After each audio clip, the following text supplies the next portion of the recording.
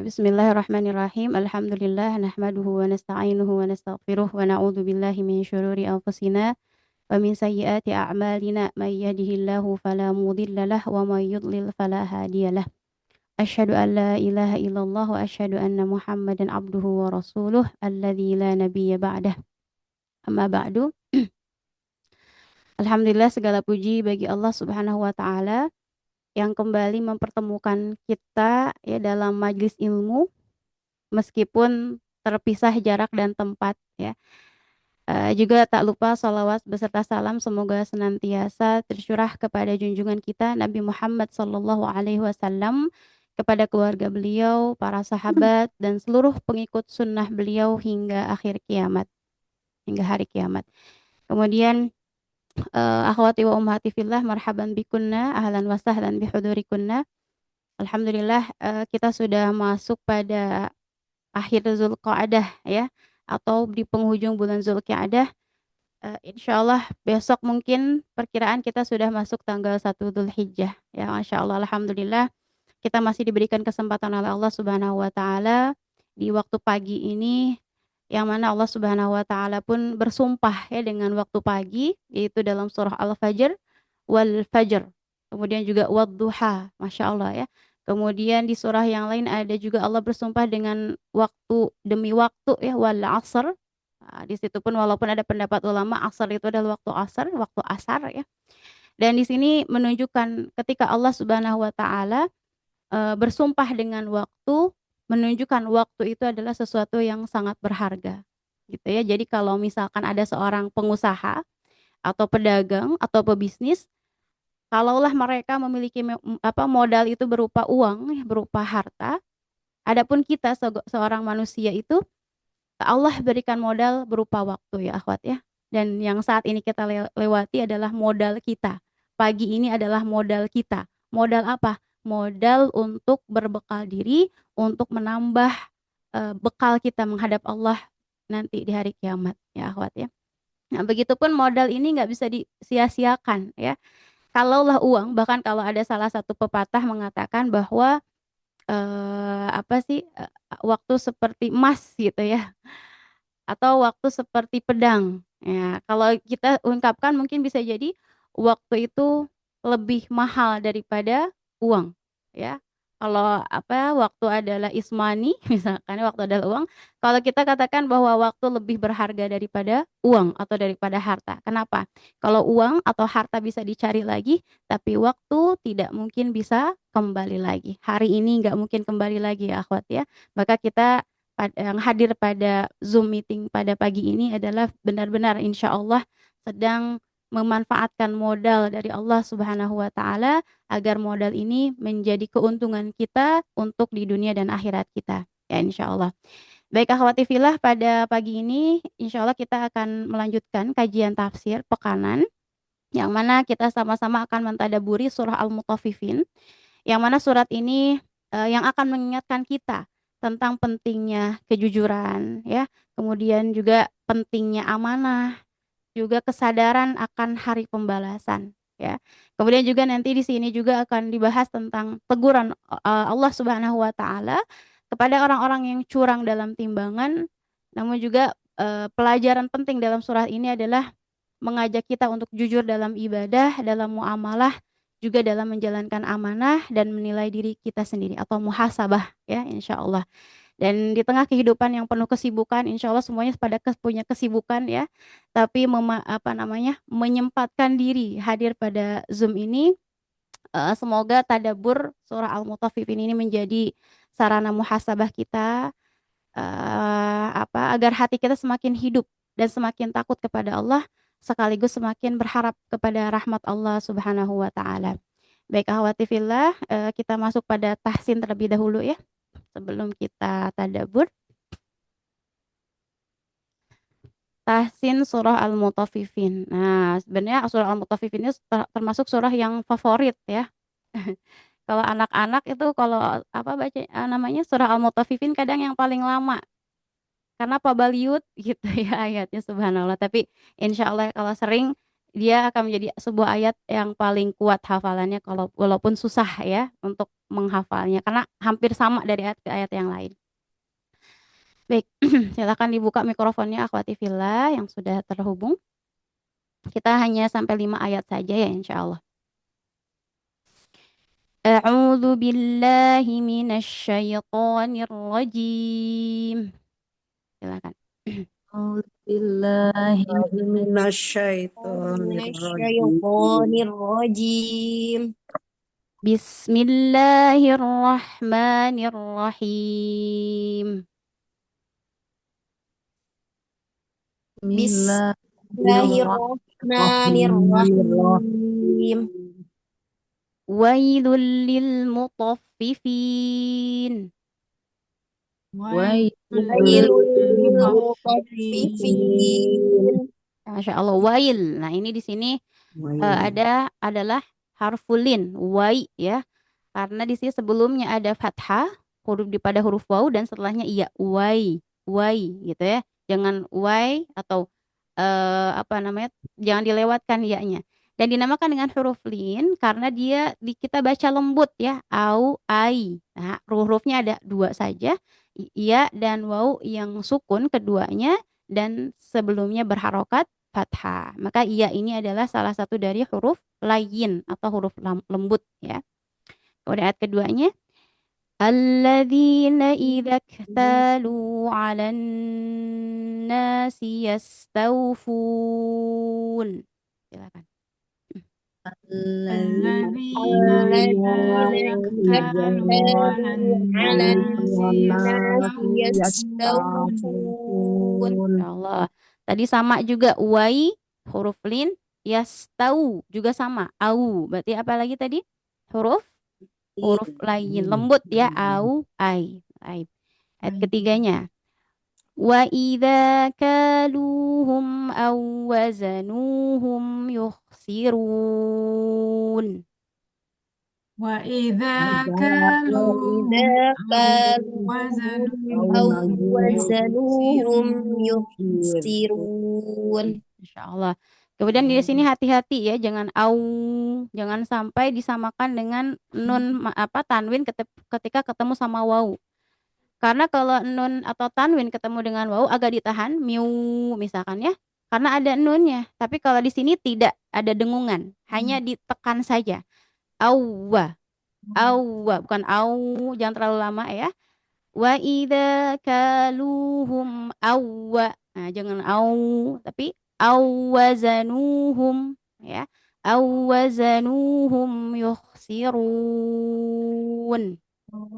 ya. Oke, lanjut ayat 4.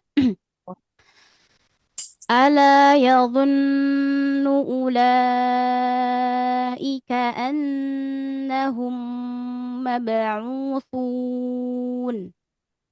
ألا ألا يظن يظن أولئك أولئك أنهم أنهم مبعوثون. مبعوثون. Masya Allah. Perhatikan di ula ini juga mad apa namanya? حركة Mad wajib ya, mad wajib muttasil. Mad artinya panjang, wajib itu harus harus lebih dari dua harokat. Kemudian juga muttasil karena tersambung. Kita nggak mungkin ngepisahin ula dengan ika ya, karena tidak ada artinya kalau dipisahkan. Ulaika itu artinya itu kan atau mereka. Sehingga kalaulah dipisahkan nggak ada artinya, maka di sini namakan dengan mad wajib muttasil.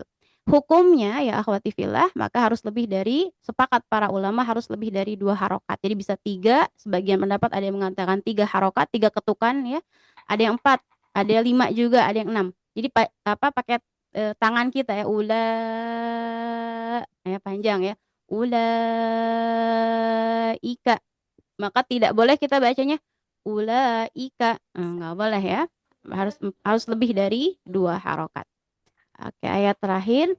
Liyaumin azim. يوم ليوم يوم عظيم. عظيم. Yau berarti huruf apa lagi tadi di awal sama yau. عظيم. لين. Lain. Masya Allah. Hurufnya ada berapa? dua Dua. Dua. Yaitu dua yaitu waw dan nun. Waw dan iya, ya, waw dan iya yang sukun sebelumnya berharokat Fathah. fathah. Tapi kalau sebelumnya dhammah atau sebelumnya kasroh maka tidak dinamakan dengan lain, tapi dinamakan dengan mad tabi'i saja. Barakallahu fikunna, semoga setiap huruf ini nanti menjadi teman kita di akhirat ya, bukti kebaikan Amin. kita, satu hurufnya dilipat gandakan oleh Allah menjadi 10 kebaikan. Amin ya rabbal alamin. Allahumma arhamna bil Qur'an. Baik ya akhwati fillah, sebelumnya juga setelah kita tahsin, ya, kita masuk pada sebab turun ya. Sababun nuzul, sebab turunnya surah Al-Mutaffifin. Ya, jadi setiap surat itu ada yang ada yang sebab turun, ada yang enggak juga. Ya, seperti kemarin Al-Insyiqaq, mungkin enggak ada sebab turunnya. Dan di sini di Al-Mutaffifin ada sebab turun surah Al-Mutaffifin. Ini gambar timbangan ya. Insya Allah kita bahas bukan tentang menimbang-nimbang nimbang jualan bukan ya. Nanti akan ada pembahasannya. Sebab turun Al-Mutaffifin, ini kata Ibnu Abbas, beliau mengatakan bahwa ketika Nabi Muhammad tiba di kota Madinah, jadi Rasulullah hijrah tuh kan dari Mekah ke Madinah, kemudian Rasulullah menemukan kecurangan para orang-orang yang di kota Madinah yang berjualan. Banyak kecurangan para penjual di kota Madinah. Jadi awal-awal datang Rasulullah, ya Masya Allah, karena kan manusia nggak ada yang sempurna ya. Ketika Rasulullah di Mekah, ternyata orang-orangnya menyembah berhala gitu ya. Ketika ke kota Madinah, ternyata ada juga yang perlu diperbaiki akhlak mereka. Itu salah satunya para ahli Madinah itu mereka berjualan dan ada kecurangan dalam takaran mereka. Jadi yang harusnya 1 kilo misalkan ya dikurangin 1 on, dikurangin dikit gitu ya. Atau kalau pakai literan juga dikurangin dikit. Nah, sehingga Allah Subhanahu wa taala menurunkan surah Al-Mutaffifin sebagai teguran untuk mereka. Langsung turun wailul lil mutaffifin, celakalah orang-orang yang at-tatfif atau yang curang. Baik, di sini juga ada perbedaan pendapat para ulama ya akhwat ya. Jadi kata sebagian ulama tafsir bahwasanya surah Al-Mutaffifin ini bagian dari Makkiyah atau surat yang turun ketika periode Mekah. Berarti ketika Rasulullah lagi di Mekah gitu. Kenapa? Sebabnya karena dalam surah Al-Mutaffifin itu terdapat pembahasan tentang hari kiamat. Nah, sedangkan yang hari kiamat itu udah kita bahas, kebanyakan itu turun di kota Mekah atau masuk periode Makkiyah. Kenapa? Karena orang-orang kafir Quraisy banyak sekali yang mana mereka tidak percaya dengan hari pembalasan. Itu menjadi satu sebabnya ya. Kemudian bagian yang kedua yang mengatakan bahwa surah Al-Mutaffif ini turun bagian dari Madaniyah, ini dalilnya. Karena kata Ibnu Abbas, ketika saat itu Rasulullah ketika tiba di Madinah menemukan bahwa para pedagang di kota Madinah melakukan kecurangan dalam jualannya, dalam perdagangannya. Kemudian juga ada yang mengatakan bagian ketiga nih, ada yang mengatakan bahwasanya Al-Mutaffifin ini adalah turun atau surat yang turun antara Mekah dan Madinah. Ada yang menggabungkan. Jadi kalau wailul lil mutaffifin itu turunnya di Madinah ya karena menegur orang Madinah. Kemudian juga yang tengah ayatnya atau tengah surah Al-Mutaffifin itu adalah bagian Mekah gitu. Jadi tidak semua surat itu turun sekaligus ya akhwat ya.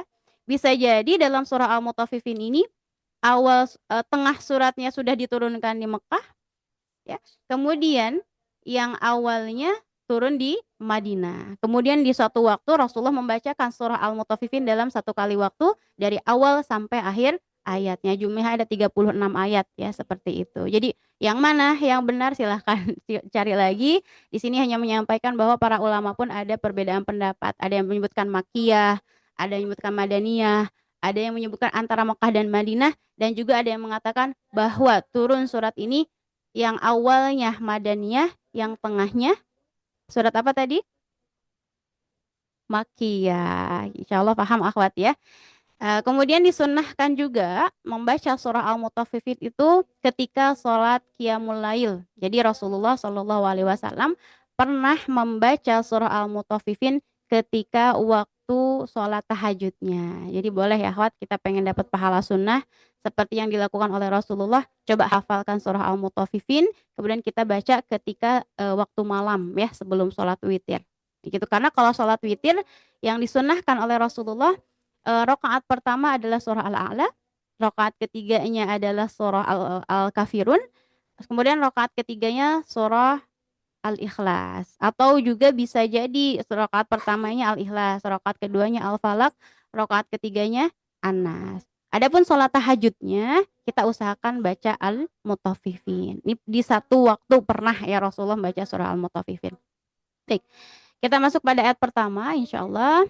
Ya, Bismillahirrahmanirrahim. Allah Subhanahu wa taala berfirman, Wailul lil mutaffifin. Celakalah bagi orang-orang yang curang dalam menakar dan menimbang. Jadi dalam takaran juga timbangan. Kalau takaran mungkin pakai literan kalau di Indonesia ya. Kalau timbangan kita pakai kiloan. Nah, kata Allah di ayat pertama langsung Allah tegur, celakalah orang-orang yang apa? Curang. Subhanallah. Kemudian di sini ada pendapat Imam Ibnu Katsir bila mengatakan bahwa ayat ini adalah ancaman keras bagi orang-orang yang mengambil haknya secara penuh ketika membeli, tetapi mengurangi hak orang lain ketika menjual. Nah, jadi kalau dia lagi beli, dia minta dipenuhin, ayo penuhin dong punya saya kiloannya atau takarannya penuhin. Tapi ketika dia menjual, dia dengan curangnya mengambil sedikit dari apa yang dia jual atau bisa jadi 1 on. Kalau misalkan dia jualan buah, mungkin buahnya diambil 1 gitu.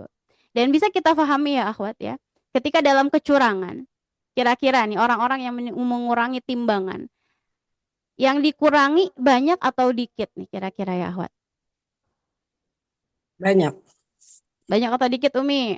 Kalau banyak pasti ketahuan, betul nggak? Dikit. Dikit aja, subhanallah, sebenarnya dikit aja Umi, nggak sampai setengah kilo, enggak. Misalkan 1 kilo dia curang, misalkan dalam 1 kilo dia curang, dia cuma ngurangin beberapa dikit aja. Mungkin 1 on atau setengah on misal bisa jadi.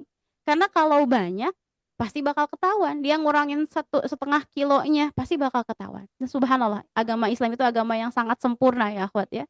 Dalam dunia perdagangan ya, jangan sampai kita curang sedikit aja. Karena apa namanya ada ancamannya ya. Jadi ini karakter orang-orang yang mutafifin itu seperti apa? Ketika dia membeli pengen dapat hak secara penuh, tapi ketika dia menjual dia mengurangi hak orang lain. Naudzubillah min dzalik. Itu pendapat pertama ya, atau penafsiran dari Imam Ibnu Katsir. Saya gabungkan dengan pendapat Imam As-Sa'di dalam tafsir As-Sa'di. Beliau mengatakan bahwa dalam surah Al-Mutaffifin ayat 1 ini kecurangan bukan hanya dalam timbangan fisik, tetapi semua bentuk pengurangan hak manusia. Ya Masya Allah, ini lebih sempurna lagi ya, atau lebih lengkap lagi. Bukan hanya dalam jual menjual ya akhwat. Misalkan saya mah bukan penjual, saya bukan tukang jualan di pasar, nggak usah belajar al-mutaffifin dan seperti itu misalkan ya. Karena dalam hal itu hanya dalam menjual barang. Kan saya seorang guru dan sebagainya. Bukan seperti itu ya akhwat. Kata Imam As-Sa'di bahwa dalam surah ini, dalam ayat ini, bukan hanya kecurangan dalam jual beli, bukan hanya dalam timbangan fisik, tetapi juga pengurangan dalam hak manusia. Apa saja kata Imam Sa'di? Yang pertama hak materi, ya. Hak materi misalkan kita seorang apa nih, yang punya pegawai gitu ya, punya pegawai, kemudian kita mau gaji pegawai kita dengan yang harusnya 1 bulan 5 juta atau 4 juta kita kurangin dikit misalkan ya. Kemudian juga dalam hak pekerjaan, katanya curang dalam pekerjaan seperti apa? Misalkan kerja itu harusnya jam 7 udah datang ke tempat kerja. Dia datangnya jam berapa? Jam 8 misalkan. Misal ya. Tetapi dia ketika akhir bulan pengen full gajinya.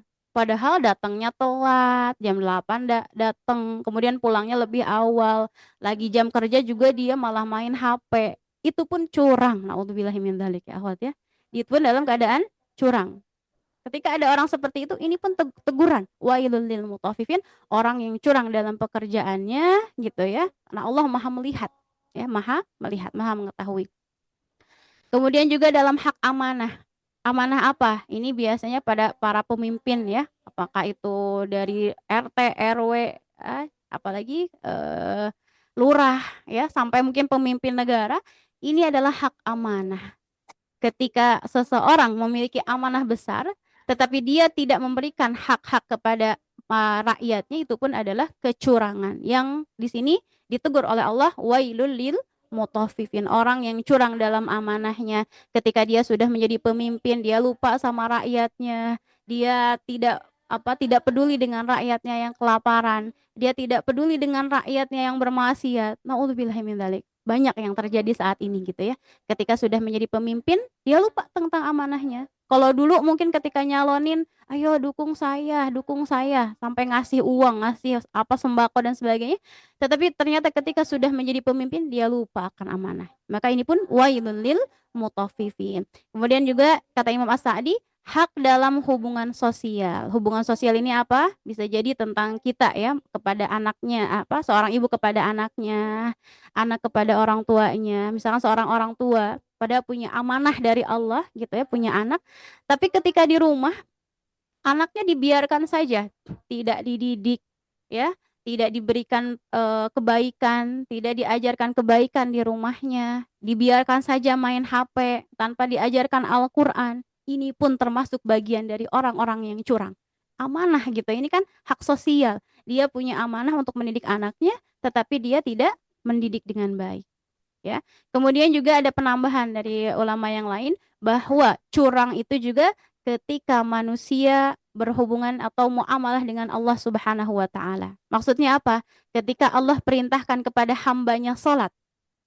Salat pada awal waktu. Salat dengan syarat-syarat rukun yang sempurna, tetapi dia tidak melaksanakannya, maka itu pun termasuk bagian dari curang. Curang terhadap haknya Allah Subhanahu wa taala.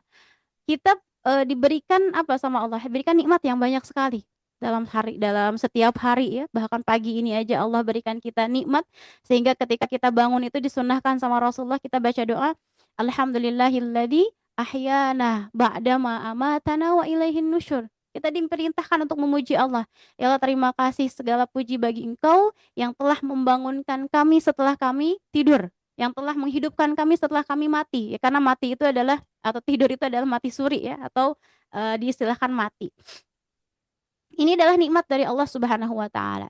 Pagi ini kita bisa mendengar, kita bisa ngeklik Zoom ya, kita bisa berbicara, ini adalah nikmat dari Allah. Tetapi ketika kita diperintahkan sholat, misalkan dipanggil oleh Allah untuk sholat, ada orang-orang yang curang. Curang di situ bagaimana? Dia menunda waktunya. Bahkan naudzubillah dia keluar dari waktu sholatnya. Atau yang paling mengerikan, dia tidak melaksanakan ibadah kepada Allah Subhanahu wa taala. Jadi dalam tafsir Imam As-Sa'di lebih luas lagi.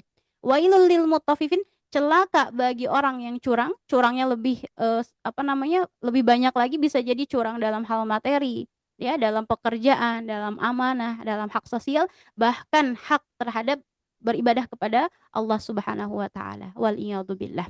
Kemudian kata Imam Al-Qurtubi satu lagi ya, penafsiran tentang wailul lil mutaffifin, bahwa ayat ini menunjukkan besarnya dosa memakan harta manusia dengan cara yang batil. Ya, dia memakan hak orang lain, memakan harta orang lain.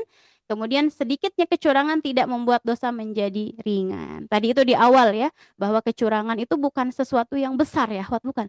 Hanya sedikit aja, orang yang mengurangi timbangan hanya sedikit. Tetapi ini kata Allah, sedikit pun itu bisa menjadi sebab orang tersebut mendapatkan kesiksa dari Allah Subhanahu wa taala atau ancaman dari Allah Subhanahu wa taala. Maka ini sebagai peringatan untuk kita semua ya, apakah ada sesuatu yang kita belum tunaikan amanahnya gitu ya, atau mungkin ada hak orang lain yang pernah kita makan ya, kita harus benar-benar muhasabah ketika di dunia pula. Jangan sampai baru ketahuan atau baru nyesel nanti di alam akhirat udah nggak ada kesempatan gitu ya. Maka kata Sayyidina Ali radhiyallahu anhu, beliau mengatakan sekarang al-amal bila hisab ya, kita bisa beramal tapi belum dihisab, belum ada balasannya. Sedangkan wagodan ya, dan nanti di alam akhirat hisab bila amal, hanya ada hisab, hanya ada perhitungan tanpa ada amal, nggak bisa beramal lagi ketika di alam akhirat. Maka kita benar-benar memanfaatkan momen atau setiap waktu yang Allah berikan pada setiap harinya. Kalaulah ada hak-hak manusia, coba kita langsung penuhi gitu ya, kalau belum tertunaikan. Karena ternyata kalau kita lihat di sini wailul lil mutaffifin, banyaknya itu adalah hubungan kita dengan manusia, dosa kita terhadap sesama manusia gitu ya. Kalau kita curang kepada manusia, itu dosanya seakan-akan lebih sulit dibandingkan dosa kita kepada Allah Subhanahu wa taala. Bukan menganggap remeh dosa kita kepada Allah, bukan. Tetapi dengan Maha Rahman Rahimnya Allah, ketika kita punya dosa, kita bertaubat kepada Allah, Allah Maha Pengampun ya akhwat. Tapi belum tentu ketika kita punya dosa kepada manusia, orang tersebut langsung maafin kita. Coba akhwat, ada yang punya pengalaman nggak? Kita punya dosa nih sama teman kita, apa nyakitin atau apa gitu. Apakah orang tersebut langsung maafin kita atau lama dulu? Atau harus dirayu dulu? Atau harus dikasih hadiah dulu? Gimana? Ada yang pernah nggak susah minta maaf? Ada? Utirati pernah nggak? Ya, dan ini sifat Pernah, manusia, Ustazah. bener ya. Sifat manusia itu susah maafin orang, gitu. Makanya di sini hati-hati kalau kita punya salah, bahkan ada hak orang lain terambil, hati-hati. Harus kita selesaikan saat ini pula, gitu. Karena kalau sudah di alam akhirat, berabe. Berabenya apa? Nanti kalau misalkan ada orang yang ngambil hak temennya, misalkan, nanti digantinya dengan amal kita. Naudzubillah ya. Amal baik kita, amal sholat kita diambil sama teman kita. Kemudian dosa dia diberikan kepada kita. Nauzubillahi min dzalik. Maka selesaikanlah urusan kita dengan sesama manusia di dunia pula, begitupun apalagi gitu ya, urusan kita dengan Allah Subhanahu wa taala ya. Oke, kemudian pendapat ulama tentang wail, kalau tadi kita artikan wail itu celaka ya, tapi juga ada penafsiran yang lain. Apa arti wail? Ya, dalam Al-Qur'an surat yang diawali dengan wail hanya ada dua. Yang pertama surah Wailul yang tadi yang sekarang kita bahas ya, Wailul lil mutaffifin. Kemudian ada satu surat lagi. Nah, kira-kira ada yang tahu nggak satu surat dalam Al-Qur'an yang diawali dengan wail? Oh, diawali. Iya, di awal. Al-Humazah. Wailul Al-Humazah. likulli al-humazah, Masya Allah. Wailul likulli humazatil lumazah. Ya, hanya ada dua, itu dua surat saja ya. Dan keduanya kan kemarin al-humazah itu dia julidin orang ya, lihat orang sambil marah misalkan dan sebagainya. Keduanya, yang surat kedua tersebut dua-duanya berkaitan dengan hak manusia. Subhanallah. Wailul lil mutaffifin kepada wailul likulli humazatil lumazah. Apa itu wail atau wail ya? Kata Imam Ibnu Katsir, al-wail al-halaku wad-dimar ya. Wail berarti kebinasaan dan kehancuran. Maka dia akan hancur, akan binasa. Ketika di alam akhirat dia binasa dengan api neraka. Kemudian juga naudzubillah, hidupnya juga nggak bakal berkah ya awat.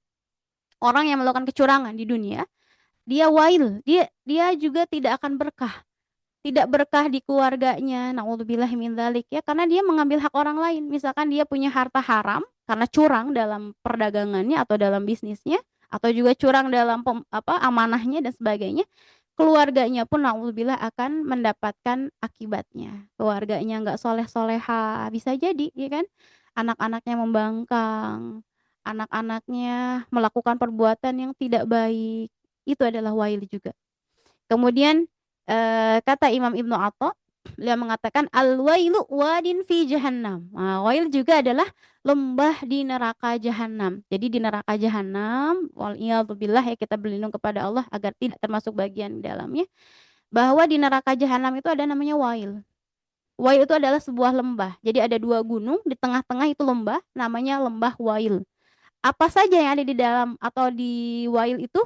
Ada nanah-nanah dan darah-darah ahli neraka yang yang tumpah ke lembah tersebut. Nauzubillahi min dzalik. Ini namanya wail, pendapat dari Imam Ibnu Atha. Kemudian ayat kedua ya menjelaskan tadi yang wailul lil mutaffifin alladzina idza ktalu 'alan nasi yastawfun. Orang-orang yang apabila menerima yaitu takaran dari orang lain mereka minta dipenuhi. Tadi itu karakternya, dia kalau beli pengen dipenuhin gitu ya.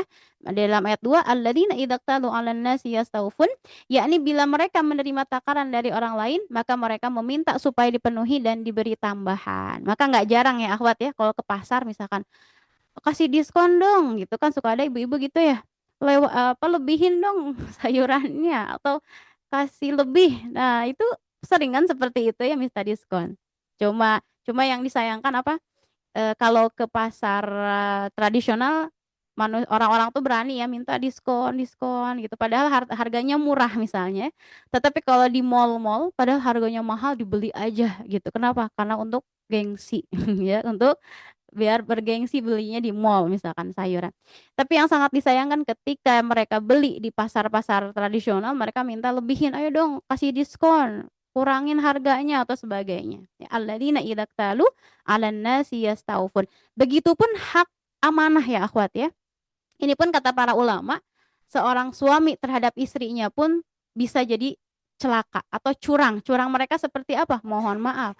Seorang suami dia minta dipenuhi hak-haknya, ayo masak, ayo beresin, atau pokoknya harus dipenuhi, dilayani dengan sepenuh hati, tetapi suami tersebut tidak menjalankan kewajibannya sebagai seorang suami. Jadi alladzina idza qalu 'alan nasi yasawfun, dia minta haknya kepada dia dari istrinya, tetapi dia tidak memberikan kewajiban atau memberikan hak untuk istrinya. Jadi kewajibannya tidak dipenuhi, tetapi hak istrinya astagfirullah apa gimana? Dia minta haknya dipenuhi tapi tidak melakukan kewajiban terhadap istrinya. Begitupun istri bisa jadi dia wailul lil mutaffifin, curangnya bagaimana? Dia minta nafkah secara sempurna, secara utuh setiap bulannya dari suaminya misalkan, tetapi dia tidak melaksanakan kewajiban sebagai istri sebagaimana mestinya kepada suaminya. Gitu ya, bisa jadi ya. Bukan hanya terhadap dagangan saja. Kemudian wa idza kaluhum aw wazanuhum yukhsirun, dan apabila mereka menakar atau menimbang untuk orang lain, mereka menguranginya. Ya, tadi itu ya, dikurangin dikit-dikit gitu, merugikan orang lain dengan menguranginya. Kemudian ada ayat lain dalam surah Al-Isra, kata Allah Subhanahu wa taala, "Wauful kaila idza kiltum wazinu bil qistasil mustaqim, dzalika khairu wa ahsanu ta'wila." Ya, dan sempurnakanlah takaran.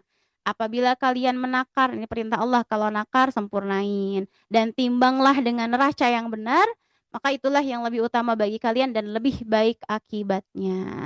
Gitu ya, subhanallah. Ini perintah Allah agar menyempurnakan takaran dan timbangan. Ini pun terjadi tadi di tempat kerjaan juga seperti itu ya. Para pegawai datangnya telat, pulangnya cepat, lagi kerja misalkan leha-leha. Tapi ketika awal bulan dia pengen minta gaji yang penuh. Ya, maka itu pun adalah bagian dari orang-orang yang curang. Bahkan kata Rasulullah, barang siapa yang curang falaisa minna, maka dia bukan bagian dari kami. Nah, bisa terjadi juga ya akhwati fillah, orang-orang atau para pencari ilmu bisa jadi mereka curang. Kira-kira kalau cari ilmu curangnya apa nih akhwat? Ujiannya Para nyontek. nyontek Umi ya. Ada anak-anak nyontek ke temennya, itu pun curang. Ya, maka kata Rasulullah, barang siapa yang curang fala minna, maka bukan bagian dari kami. Jadi saya ingat ya kalau di kampus itu Masya Allah ya, mereka benar-benar menekankan yang namanya amanah, yang namanya kejujuran. Sampai kalau ada seorang misalnya dia bawa catatan, sebenarnya bukan nyontek ke temannya, bukan. Tapi dia mungkin ada catatan buku yang dibawa ke dalam kelas, subhanallah ya, langsung diambil, dirobek dan langsung dikeluarkan. Udah, kamu nggak usah ikut ujian. Saking menekankan yang namanya kejujuran gitu ya. Dan naudzubillah kalau saat ini kayaknya bukan pakai buku lagi kalau mau nyontek. Pakai apa? Chat Google. GPT, pakai Google, betul ya. Sekarang lebih ada lebih detail lagi, lebih mudah lagi pakai AI, nanyanya ke AI gitu. Nah, ini termasuk kecurangan. Naudzubillahi min dzalik. Karena kita juga paham gitu ya, subhanallah, ketika para guru-guru kita itu mereka menekankan kejujuran karena ilmu ini bukan untuk pintar. Tapi bagaimana ilmu yang kita miliki membuat kita semakin takut kepada Allah Subhanahu wa taala. Allah lihat kalau kamu nyontek gitu kan. Ya kan bisa terjadi juga pada dunia pendidikan kecurangan itu. Murid yang nyontek ke temannya gitu, atau guru yang harusnya waktu belajar dia malah tiduran padahal waktu ngajar. Bisa jadi kan seperti itu. Atau murid-muridnya main-main, gurunya ngajarin, itu pun termasuk kecurangan. Nauzubillahi min dzalik. Nah, di sini tentang kaum Syuaib ya, Nabi Syuaib, yaitu kaum dengan negara Madian, mereka pun dalam Al-Qur'an disebutkan kebinasaan mereka itu adalah karena mereka sering mengurangi timbangan ya. Jadi kalau jualan dikurangin timbangan atau mereka tidak melaksanakan haknya atau kewajibannya ketika jual beli khususnya. Sehingga Allah binasakan kaum Madian itu akibat mereka yang tidak memenuhi timbangan ketika berjualan gitu ya. Na'udzubillahi milik. Maka di sini sebagai peringatan jangan sampai kalian binasa gara-gara kalian tidak adil atau kalian curang dalam hal apapun gitu. Kemudian kata Allah Subhanahu wa taala ayat 4 dan 5, "Ala yadhunnu ulaika annahum mab'utsun liyaumin 'adzim."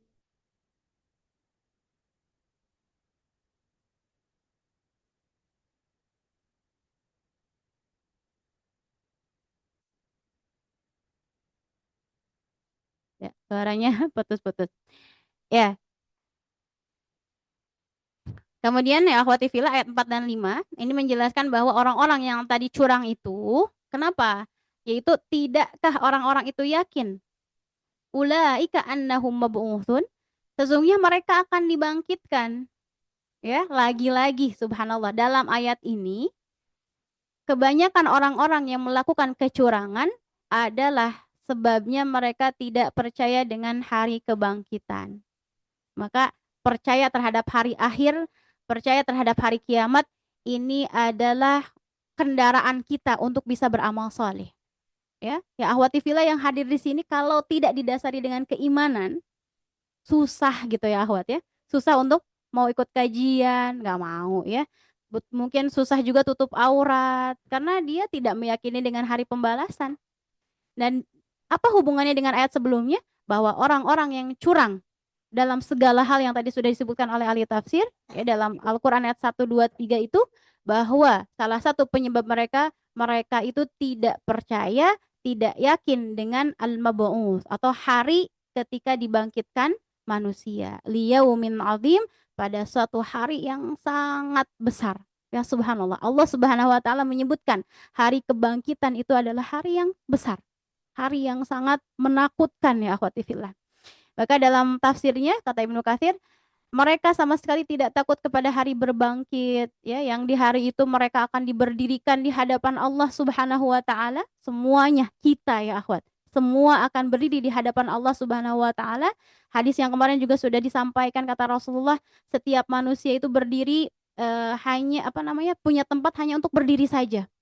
Karena saking penuhnya alam mahsyar tersebut ya dan saking dekatnya matahari dengan kita, maka kata Allah liyaumin azim ya Allah. Ya. Di sini hari yang sangat besar, manusia akan berdiri di hadapan Allah Subhanahu wa taala untuk apa?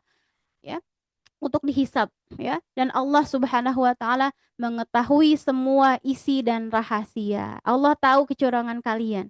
Allah tahu ya, yang dicurangi sedikit saja Allah tahu. Setiap yang kita lakukan Allah mengetahui, rahasia kita pun Allah mengetahui. Untuk apa?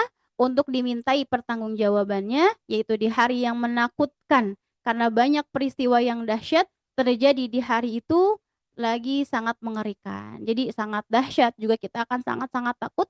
Maka kata Imam Ibnu Katsir, barang siapa yang merugi di hari itu, maka dimasukkanlah ia ke dalam neraka yang sangat panas. Na'udzubillahi min dzalik ya. Kenapa yaumil azim? Karena hari yang sangat dahsyat, hari yang sangat menakutkan untuk manusia ya. Kemudian kata Allah Subhanahu wa taala ayat 6, yauma yaqumun nasu lirabbil alamin. Di hari tersebut manusia berdiri menghadap Allah semesta alam, menghadap Allah yang menciptakan kita ya akhwat. Semuanya akan menghadap Allah Subhanahu wa taala. Ini penting sekali ya dalam surah Al-Mutaffifin mengingatkan kembali bahwa kita akan menghadap Allah. Kita akan dihisab. Kita akan dibangkitkan lagi setelah meninggal. Ketika kita akan meninggal nanti kita akan dibangkitkan dan kata para ulama bahwa tempat pertama kali kita itu adalah kuburan itu kan. Sekarang nenek moyang kita ada di alam kubur. Fa innal qabra manzilatul ula min manazilil akhirah. Bahwa kuburan itu adalah tempat pertama dari tempat-tempat yang akan kita lalui ketika di alam akhirat. Barang siapa yang bahagia di alam kuburnya, maksudnya ketika di alam kuburnya saja sudah dapat kenikmatan, maka dia akan nikmat juga sampai nantinya ya akhwat. Ya subhanallah. Kemudian Apa saja yang dialami oleh ahli kubur kita ya akhwat? Karena kan nanti yauma yaqumun nasu lirabbil alamin itu ketika di hari kiamat kan, hari kiamat atau sudah tiupan sangkakala kedua. Maka yang ada di alam kubur, nenek moyang kita, orang tua kita yang sudah terdahulu, insya Allah semuanya adalah ahli khair ya, orang-orang beriman. Kalau orang beriman itu di waktu pagi dan petangnya akan diperlihatkan tempat nanti di ketika sudah alam mahsyar ini. Kalau ahli surga diperlihatkan pagi-paginya nanti kamu akan dapat surga. Subhanallah ya. Sorenya diliatin lagi. Gudu wa ya. Jadi pagi-pagi diliatin, sore diliatin, akhirnya bahagia. Dan mereka pun mendapatkan makanan ya dari surga. Begitulah ahli surga ketika di alam barzakhnya. Maka kalau kita punya orang-orang yang sudah terdahulu kita kirimkan Al-Fatihah, kita kirimkan bacaan Al-Quran, kita kirimkan doa, bahkan sedekah pun akan sampai kepada mereka. Kenapa? Karena mereka ketika di alam barzakh sudah tidak bisa beramal lagi, ya akhwat ya, nggak bisa beramal lagi. Maka di dalam Islam juga diajarkan kalau kita mau wakaf boleh atas nama orang tua, ya, atas nama orang tua kita, seperti itu. Yauma yaqumun nasu lirabbil alamin. Kemudian tadi kan tentang ahli syurga yang ada di alam kubur. Bagaimana dengan ahli neraka yang ada di alam kubur? Itu pun ya akhwati fillah, mereka di waktu pagi dan petang diperlihatkan tempat mereka nanti di neraka. Sehingga kata Rasulullah Shallallahu alaihi wasallam, panasnya neraka itu akan terasa sampai kuburan mereka. Nauzubillah min dzalik ya. Dan mereka tidak mendapatkan makanan seperti ahli surga, hanya mendapatkan mungkin minumannya pun air panas ya, makanannya pun zakum yang sudah kita bahas ya, makanan ahli neraka mereka pun dapatkan di alam barzakhnya saat ini. Wal billah. Maka akhwati fillah yang saat ini Allah kasih kita kesempatan untuk bernafas, untuk beribadah hari ini, jangan lupa doakan orang-orang yang sudah mendahului kita karena mereka sudah tidak bisa beramal. Tapi kita bisa mentransfer amalan kita untuk ahli kubur kita ya. Kemudian yauma yaqumun nasu lirabbil alamin. Balik lagi ahwat ya, bahwa hari itu manusia akan berdiri di hadapan Allah, semua manusia akan berkumpul menghadap Allah Subhanahu wa taala, yakni mereka berdiri dalam keadaan tidak beralas kaki. Kalau kita saat ini punya sepatu yang harganya mahal, mungkin kemudian kita simpannya juga di tempat yang mewah, kenapa? Karena saking mahalnya. Tapi ya ahwat, di alam akhirat manusia tidak akan beralas kaki, nggak pakai sendal ya ahwat. Bahasa Sundanya nyeker. Nggak percaya? Percaya nggak? Percaya. Coba ada nggak yang dikuburin pakai sendal, ya ahwat? Ada nggak ahwat? Yang dikubur pakai sendal ada nggak? Tidak ada. Nggak ada. Ya paling yang ngegali kuburan yang pakai sendalnya. Manusia, ya, manusia masih ada yang nggak percaya. Orang-orang kafir nggak percaya dengan alam barzah. Ya, mereka nggak percaya dengan hari kebangkitan. Kata Rasulullah SAW, ada hadisnya gitu ya, bahwa manusia itu ketika dibangkitkan mereka tidak beralas kaki, nggak pakai sendal, telanjang, ya ahwat, baju semahal apapun yang kita beli branded gitu ya. Tapi ketika di hari kiamat itu kita nggak pakai baju. Malu nggak? Kata Aisyah, ya Rasul, masa kita telanjang gitu kan? Gimana nanti kita malu? Kata Rasulullah, lihat hada yaumun azim. Tadi ya sebutkan oleh Allah juga, itu hari yang dahsyat. Nggak bakalan mikirin telanjang siapa, nggak bakalan. Karena mereka akan sibuk dengan urusan masing-masing. Sehingga dalam surah Abasa, yauma yafirrul mar'u min akhihi wa ummihi wa abih, ya, di hari kiamat itu yauma yafirrul mar'u min akhi. Di hari tersebut orang akan berlari dari saudaranya.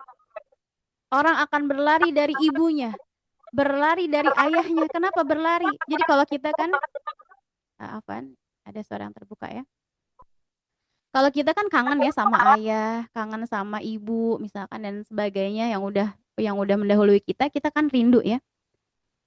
Jangan bayangkan ketika di hari kiamat, wah aku mau ketemu ayah saya mau ketemu kakek saya ya ahwat. Kata Allah Subhanahu wa taala, di hari tersebut seorang saudara akan lari dari saudaranya. Wa ummihi wa abih, dia pun akan lari dari ibunya, dari ayahnya. Kenapa lari? Bukannya pengen ketemu gitu, bukannya kangen? Bukan ya ahwat. Tapi karena mereka takut akan dimintai hak mereka. Seorang saudara ketika di alam dunianya mereka tidak memberikan hak saudaranya. Seorang ayah, seorang anak tidak memberikan hak kepada ayahnya, ya. Tidak melakukan kewajiban-kewajiban seorang anak pada ayah atau sebaliknya. Maka kata Allah, yauma yafirrul mar'u min akhi wa ummihi wa abi wa sahibatihi wa bani. Seorang suami pun akan lari dari istrinya karena nggak mau, takut diminta pertanggungjawaban. Takut ditanya sama Allah Subhanahu wa taala. Mereka nggak akan sibuk dengan urusan masing-masing, ya. Telanjang bulat, lagi tidak berhitan. Jadi nggak ada hitannya ketika di hari kiamat. Di tempat pemberhentian yang amat sulit. Sulit, kemudian apa lagi? Di hadis yang kemarin sudah kita bahas, sesak juga karena sempit sekali, lagi menyengsarakan bagi orang-orang yang durhaka. Ini untuk orang durhaka. Karena mereka diselimuti oleh murka Allah yang tiada satu kekuatan pun atau panca indera pun yang mampu bertahan terhadapnya. Matahari sangat dekat ya akhwat ketika di hari kebangkitan itu. Hanya 1 mil atau 2 mil saja. Semua telanjang, semua nggak pakai sendal, semua sibuk dengan amalnya masing-masing, urusannya masing-masing. Kemudian ini juga ada gambaran yang Rasulullah SAW sebutkan bagaimana manusia di hadapan Allah ketika di alam mahsyar. Ya luar biasa ya Rasulullah SAW, kalau kita lihat usia beliau itu kan ketika diangkat menjadi nabi usia 40, wafat usia 63 tahun. Berarti dakwah beliau hanya 23 tahun, itu bentar sekali. Tetapi subhanallah ya, dengan wahyu dari Allah Subhanahu wa taala berupa Al-Qur'an dan hadis-hadis Nabi SAW, itu menyebutkan secara detail bagaimana akhir kita nanti di alam akhirat. Bagaimana perjalanan kita menghadap Allah Subhanahu wa taala. Ya nggak kebayang gitu ya. Maka kata Rasulullah, aku dikabarkan oleh Allah tentang alam gaib, tentang apa yang akan kita lalui setelah meninggal. Dan adapun urusan dunia kalian lebih tahu. Antum a'lamu bi umuri dunyakum. Kata Allah Subhanahu wa taala, kata Rasulullah sallallahu alaihi wasallam, ini diriwayatkan oleh Ibnu Umar, anna Rasulullah SAW qala yauma yaqumun nasu li rabbil alamin hatta yaghiba ahaduhum fi rashihi ila ansafi udunaihi. Manusia kata Rasulullah ketika di hari bertemu dengan Allah Subhanahu wa taala sehingga seorang dari mereka tenggelam di dalam keringatnya sampai sebatas pertengahan hidungnya. Coba ehwat. Orang tenggelam sampai mana tadi? Sampai batas pertengahan hidungnya. Saking panasnya matahari saat itu. Ini untuk orang-orang yang durhaka. Naudzubillahi min dzalik. Ya. Kemudian juga kata Rasulullah sallallahu alaihi wasallam li Bashir al-Ghifari, beliau mengatakan kepada Bashir al-Ghifari, "Kaifa anta sani'un fi yaumin yaqumun nas fihi 300 sanah li rabbil alamin min ayyamid dunya la ya'tihim fihi khabar minas sama wa la yu'maru fihi bi amrin?" Qala Bashir, al-musta'anu billah. Qala fa idza awaita ila firashik fata'awwadz billahi min karbi yaumil qiyamah wa su'il hisab. Ya Rasulullah bersabda, beliau bertanya kepada Bashir al-Ghifari, apakah yang akan kau perbuat di hari ketika Allah membuat manusia berdiri di hadapannya, yaitu yauma yaqumun nasu lirabbil alamin? Berapa lama? Berdiri padanya selama 300 tahun menghadap kepada Allah Subhanahu wa taala. 300 tahun ya, akhwat. 300 tahun di alam akhirat itu satu harinya sama dengan 1000 tahun. Ka'alfi sanatin mimma ta'ud, seperti 1000 tahun. Berarti kalau 300 tahun dikali 1000 tahun berapa? Bukan tahun ya, hari bahkan ya, naudzubillah min dzalik. Berdiri yang ya, berdiri putus-putus ya. Jadi kata Rasulullah Shallallahu Alaihi Wasallam, berdirinya kita di alam akhirat itu sampai 300 tahun. Silahkan dikalikan ya akhwat, karena 300, satu harinya saja sama dengan 1000 tahun yang kita hitung. Usia kita aja nggak sampai 100 tahun ya akhwat. Nanti di alam akhirat akan berdiri yang lama sekali sehingga hari kiamat dinamakan dengan al-qiyamah. Hari akhir itu dinamakan dengan al-qiyamah karena manusia akan berdiri yang sangat lama sekali. Kemudian kata Rasulullah, tiada suatu berita pun dari langit datang kepada mereka dan tiada satu keputusan pun yang diperintahkan kepada mereka. Jadi mereka lumang-limung ya, bergelimangan, nggak tahu gimana, bingung pada hari tersebut. Maka kata Bashir al-Ghifari, bagaimana apa yang akan kamu lakukan, kata Rasulullah. Kemudian kata Bashir, hanya kepada Allah lah kami meminta pertolongan, gitu ya kata Bashir. Kemudian kata Rasulullah SAW, Nah, ini ada sunnah dari Rasul. Bagaimana agar kita terselamatkan di hari kiamat tersebut?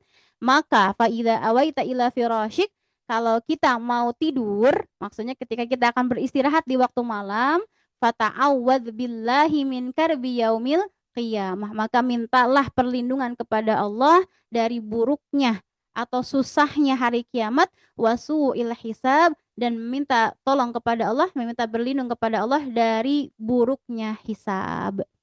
Jadi kita amalkan bagaimana? Kalau mau tidur minta doa, doa apa aja sebenarnya, tapi doanya ini, ya Allah, selamatkan kami dari kesusahan di hari kiamat.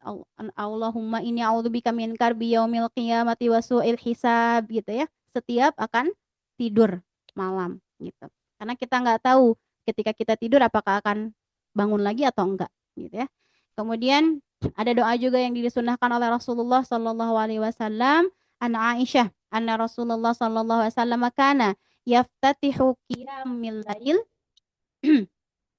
yukabbiru ashran wa yahmadu wa yusabbihu ashran wa yastaghfiru ashran wa yaqulu Allahumma ighfirli wahdini warzuqni wa'afini wa yata'awwadu min dhiqil maqami yaumal qiyamah. Kata Aisyah, kata Ibunda Aisyah bahwa Rasulullah ketika akan hendak qiyamul lail, mau sholat malam, Rasulullah baca takbir dulu ya, akhwat ya, 10 kali Allahu Akbar, 10 kali. Mengucapkan tahmid, alhamdulillah juga 10 kali. Membaca tasbih, subhanallah juga 10 kali. Istighfar 10 kali. Kemudian berdoa, ya Allah, berilah ampunan bagiku. Allahumma gfirli wahdini. Dan berikanlah petunjuk untukku. Warzuqni. Dan berikan aku rizki. Dan wa'afini, dan berilah aku kesejahteraan. Kemudian wa yata'awwadu min dzikil maqam yaumal qiyamah. Kemudian berlindung kepada Allah dari sempitnya tempat berdiri di hari qiyamah. Ini amalkan insya Allah ya akhwat ya, sebelum melaksanakan sholat qiyamul lail. Jadi sebelum tahajud itu kita doa, kita bertakbir dulu. Takbir 10, tahmid 10, tasbih 10, istighfar juga 10. Kemudian doa tersebut ya. Insya Allah. Ada waktu berapa menit lagi ini? Habis waktunya ya.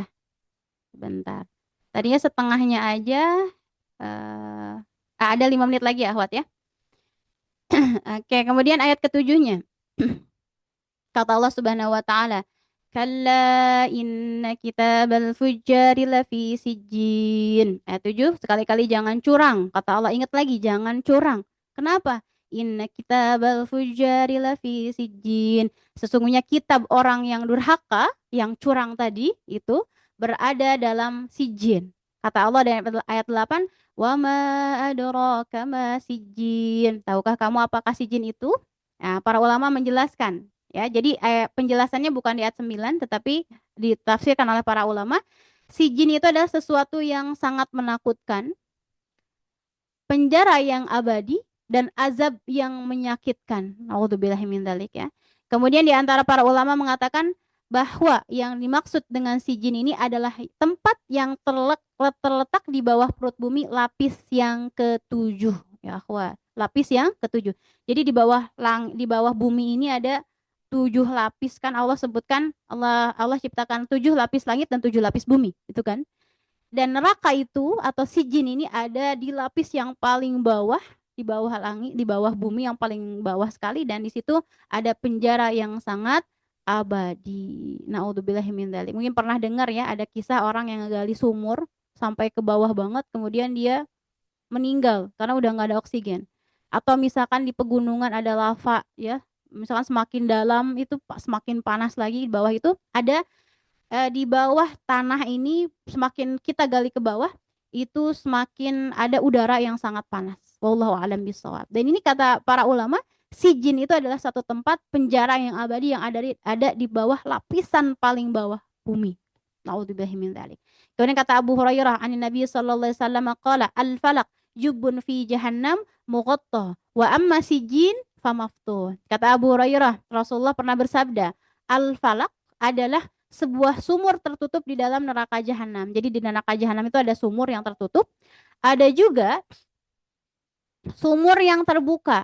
Wa amma sijin famaftuh. Sijin itu berarti diartikan adalah sumur yang terbuka berada di neraka jahanam. Jadi intinya dalam ayat 7 dan 8 ini orang-orang yang tadi durhaka, yang tadi curang, mereka akan bertempat di neraka sijin. Ada juga mengatakan sijin adalah salah satu nama neraka, ya. Kemudian kata Allah Subhanahu wa taala, kitabum marqum, kitab yang tertulis. Maksudnya apa? Tadi kaitannya dengan sijin, bahwa kitab mereka orang-orang durhaka berada di sijin. Nah, kitabum marqum, kitab yang tertulis, catatan amal buruk mereka berada di neraka sijin, begitupun mereka akan masuk ke dalam neraka sijin. Wal billah. Maka di sini kata ahli tafsir bahwa ayat ini bukanlah tafsir atau penjelasan dari wa ma adraka ma sijin, bukan. Tetapi apa? Ayat ini merupakan penjelasan bagi apa yang dicatatkan bagi mereka menyangkut tempat kembali mereka yaitu di sijin. Jadi tempat mereka sijin apa dan buku tulisan mereka pun ada di sijin juga ya, disimpannya di sana. Kemudian kata Allah Subhanahu wa taala, wailu yauma idzil lil mukadzibin. Celakalah, kecelakaan yang besarlah pada hari itu bagi orang-orang yang mendustakan. Mereka nggak percaya sama alam akhirat. Mereka nggak percaya sama Allah. Mereka nggak percaya sama Al-Quran. Nggak percaya sama Rasulullah. Ya, nggak percaya sama malaikat. Wailu yauma idzil lil mukadzibin. Yakni, kata Imam Ibnu Katsir, apabila mereka di hari kiamat telah berada di sijin dan azab yang menghinakan seperti apa yang telah diancamkan oleh Allah terhadap mereka. Orang-orang yang mendustakan mereka akan mendapatkan siksaan di sijin tadi. Kemudian juga ya ahwat al-mukadzibin itu seperti apa lagi? Tadi kan orang yang nggak percaya sama hari kiamat ya salah satunya, nggak percaya sama Allah juga. Termasuk dari mukadzibin orang yang berdusta kata Rasulullah Shallallahu Alaihi Wasallam. Rasul mengatakan, wailun lilladzi yuhadditsu fayaqdzib liyadhikan nas wailun lahu wailun lah. Kata Rasulullah pernah bersabda, kecelakaan besarlah bagi orang yang dusta dalam bicaranya. Jadi dia tuh apa bahasanya, mohon maaf ya, ngelawak, berbohong, ngabodor gitu ya. Tahu ya ngabodor tuh apa? Yang ngelawak. Pengen apa Cina? Untuk membuat orang lain tertawa, biar orang lain ketawa. Ayo, aku mau cerita sesuatu ya, kisah-kisah bohong agar mereka tertawa. Atau mohon maaf kalau saat ini mungkin biar ditonton orang banyak. Naudzubillah ya.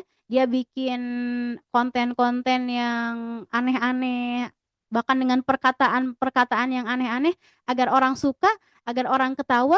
Maka kata Rasulullah Shallallahu Alaihi Wasallam, kecelakaan besarlah bagi mereka, kecelakaan besarlah bagi mereka.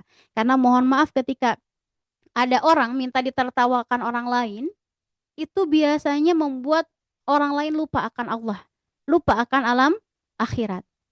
Gitu. Jadi kalaulah ada majelis misalkan ya isinya cuman ngobodor aja atau pengen diketawain aja, hati-hati, itu bukan majelis berarti.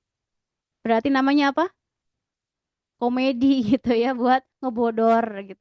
Nah, di sini harus diwaspadai ya. Begitupun kita ketika ngobrol sama teman-teman, kalau sama ketemu sama kawan kita, coba hindari dari ucapan-ucapan dusta yang berniat untuk apa? Niat agar ditertawakan orang lain gitu. Kalau maupun ingat bercanda pun yang lain aja, jangan yang urusan kebohongan gitu ya. Karena Rasulullah pun pernah bercanda ya akhwat ya, tapi tidak sampai yang aneh-aneh gitu ya.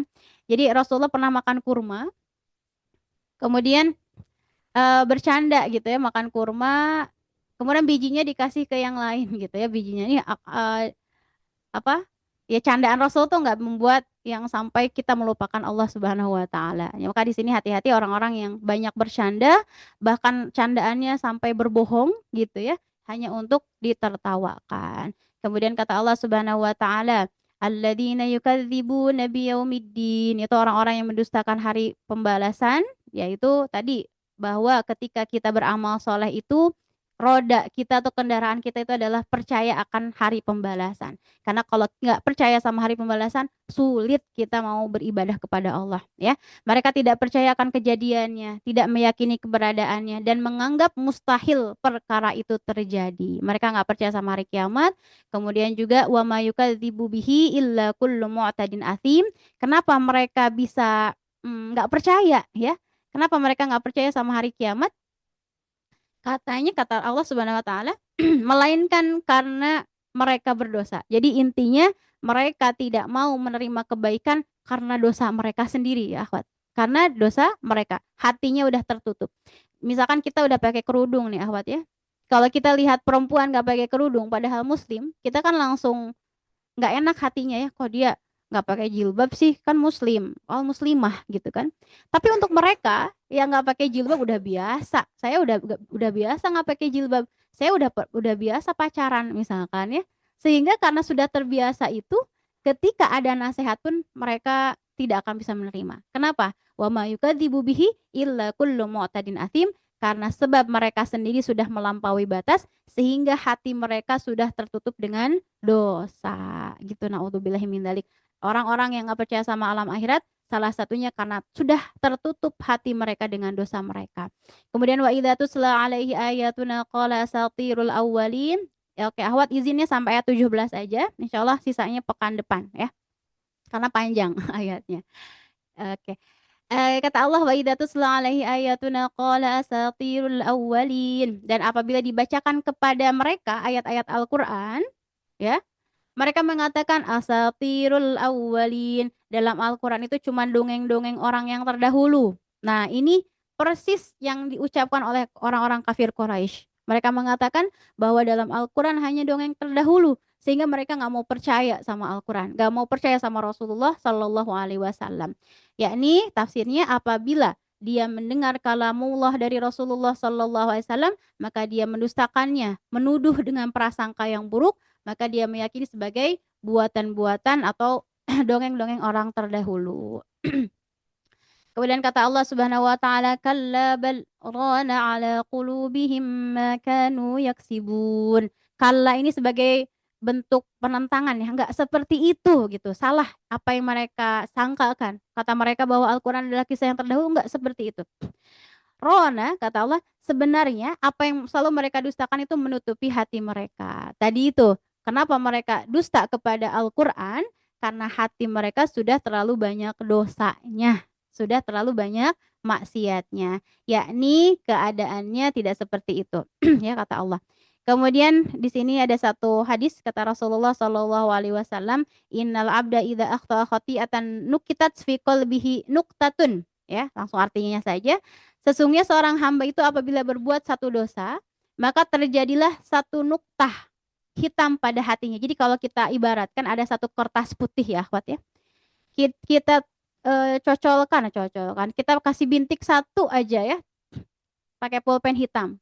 Nah, itu seolah-olah kita bikin dosa kasih titik hitam lagi, nggak bertobat, nggak istighfar sama Allah. Besoknya dosa lagi ya, dititikin lagi terus seperti itu misalkan ya. Dan apabila dia menghentikan perbuatan dosanya, lalu memohon ampun, dia bertaubat, maka bintik hitam itu sudah dihapus sama Allah, gitu ya. Kemudian, dan jika dia mengulangi perbuatan dosa, nuktah itu kembali lagi menutupi hatinya, ditutup lagi hatinya karena berdosa. Hingga nuktah itu menutupi seluruh hatinya jika terus melakukannya. Jadi kertas putih kita bikin bintik 1, 2, 3, sampai banyak sekali, bayangkan. Maka di kertas putih itu pun akan menjadi hitam. Maka kata Rasulullah, maka itulah yang dinamakan dengan ron. Atau apa di sini, fahuwa ar-ronul ladzi qala Allah kalla bal rona ala qulubihim ma kanu yaksibun. Maka rona ini adalah bukan merona ya. Rona itu adalah bintik hitam yang ada dalam hati manusia karena terlampau kotor, tertutup dengan dosa gitu. Kalla bal rona ala qulubihim ma kanu yaksibun. Mereka dusta sama Allah, dusta akan hari kiamat karena dosa mereka yang sudah menutupi hati mereka sehingga tidak bisa ada kebenaran yang masuk pada hati mereka. Naudzubillahi min dzalik. Kemudian kata Allah, kalla innahum ar-rabbihim yawma idzil lamahjubun. Ya, kemudian kalla lagi, sekali-kali tidak. Maksudnya enggak boleh kayak gitu ya, hamba-hambaku gitu ya. Sesungguhnya mereka pada hari itu benar-benar terhalang dari melihat Allah Subhanahu wa taala. Yakni ya, bagi mereka kelak di hari kiamat si jin tadi mendapatkan neraka si jin, tempat tinggal mereka yang paling bawah ya. Kemudian selain dari itu juga mereka tidak mendapatkan kenikmatan bisa bertemu dengan Allah Subhanahu wa taala. Jadi kata Imam Asy-Syafi'i, beliau berpendapat bahwa ketika di hari kiamat Allah akan menampakkan akan bertemu dengan manusia, ya, menunjukkan bahwa orang mukmin dapat melihat Allah Subhanahu wa taala. Bagaimana dengan orang kafir? Mahjubun. Mereka tidak bisa melihat Allah. Jadi kata Rasulullah sallallahu alaihi wasallam ketika di ayat lilladzina ahsanul husna wa ziyadah itu diartikan bahwa ketika kita mendapatkan surga, amin ya, semuanya mendapatkan surga, ada kenikmatan yang paling luar biasa, yang paling nikmat dari surga itu sendiri, yaitu bisa bertemu dengan zat Allah Subhanahu wa taala. Setiap hari bisa bertemu dengan Allah yang menciptakan kita. Ini ya, Masya Allah. Mana dalilnya? Dalam surah Al-Qiyamah. Wujuhu yawma idhin nadhirah ila rabbiha nadhirah. Di hari tersebut, di hari kiamat, wajah orang-orang mukmin pada hari itu berseri-seri. Ya Allah, Masya Allah ya akhwat ya. Di hari kiamat, wajah orang beriman itu akan berseri-seri. Gak akan muram, gak akan musam, gak bakal cemberut, gak bakal keringetan bahkan.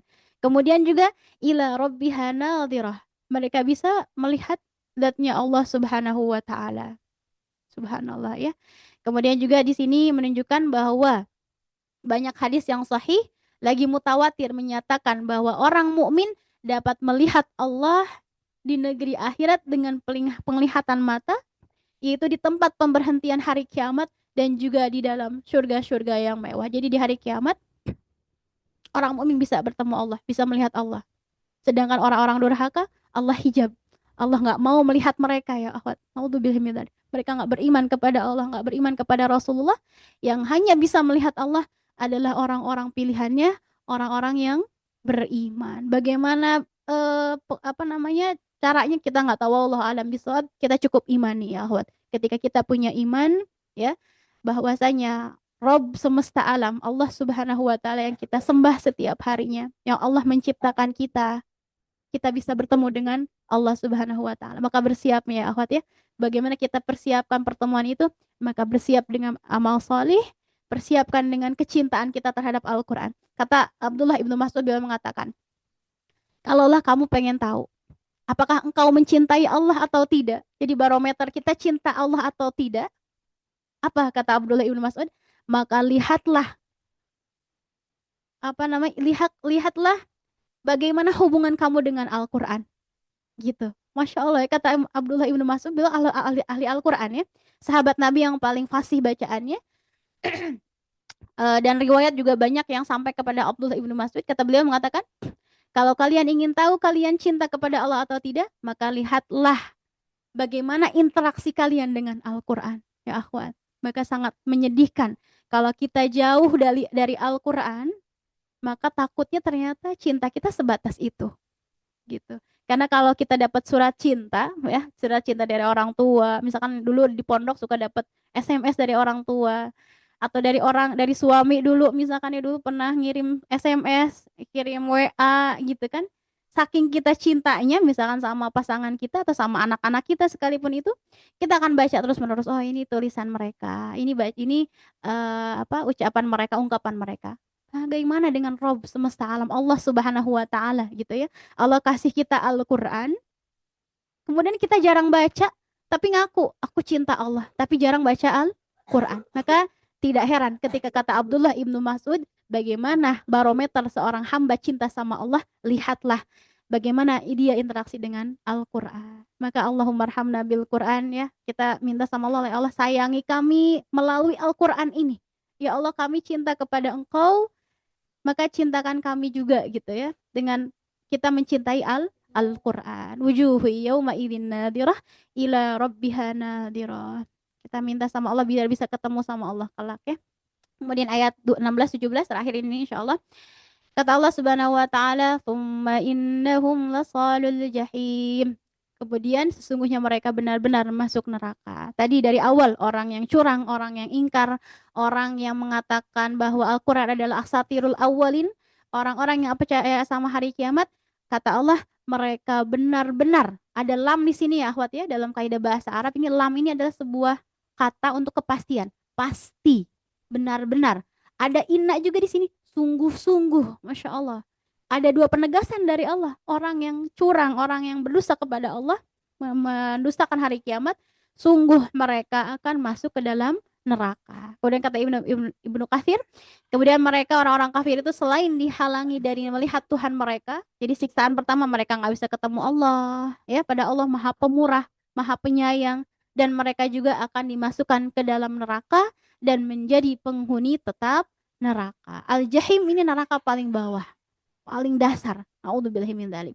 Tsumma yuqalu hadzal ladzi kuntum bihi tukadzibun. Kemudian dikatakan kepada mereka, inilah azab yang dahulu selalu kalian dustakan. Kalian nggak percaya kan gitu kan kata Allah ya, mungkin kalian nggak percaya sama hari pembalasan nih. Kalian rasain gitu kan, rasakan apa yang kalian dustakan.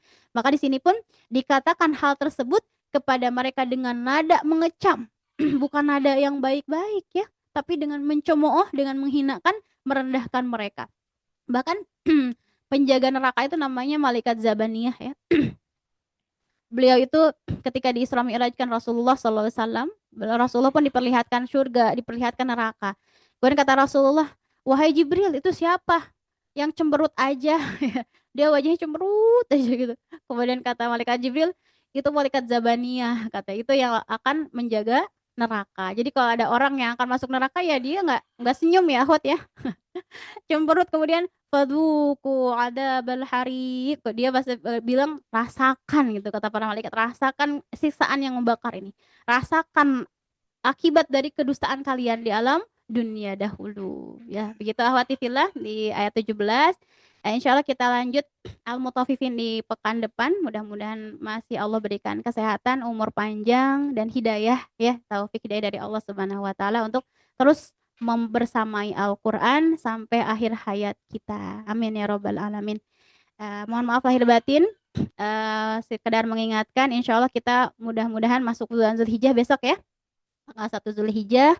Waktu maghrib itu sudah maghrib, malam ini kita udah masuk bulan Zulhijjah, maka perbanyaklah berzikir, terutama bertakbir ya.